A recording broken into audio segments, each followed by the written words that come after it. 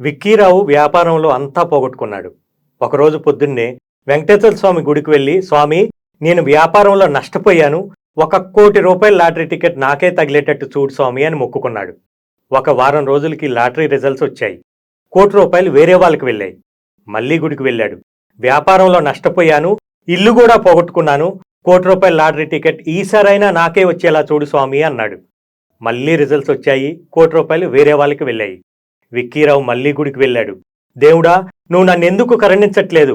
ఆ ₹1,00,00,000 లాటరీ నాకెందుకు రావట్లేదు అని అడిగాడు. అప్పుడు ఆకాశం నుంచి ఒక మెరుపులాగా మెరిసి, ముందు నువ్వు లాటరీ టికెట్ కొంటే గదా నీకొచ్చేలా చేయటానికి అని ఆ దేవుడే అన్నట్టుగా వినిపించింది. సరిగ్గా రియల్ ఎస్టేట్లో కూడా ఇలాంటి విక్కీరావులు చాలామంది ఉన్నారు. డబ్బులు సంపాదించుకోవచ్చని, వారి కష్టాలను అధిగమించవచ్చని ఈ రియల్ ఎస్టేట్లోకి వచ్చి ఎటువంటి ప్రయత్నం చేయకుండా లీడర్ని, కంపెనీని, చివరికి రియల్ ఎస్టేట్ని కూడా నెగిటివ్ చేసే విక్కీరావులు తెలుసుకోవాల్సింది ఒక్కటే: గట్టిగా ప్రయత్నం చేస్తే ఈ రియల్ ఎస్టేట్లో సక్సెస్ కావటం పెద్ద కష్టమేమీ కాదు. ఇంతకీ మీరైతే విక్కీరావు కాదు కదా?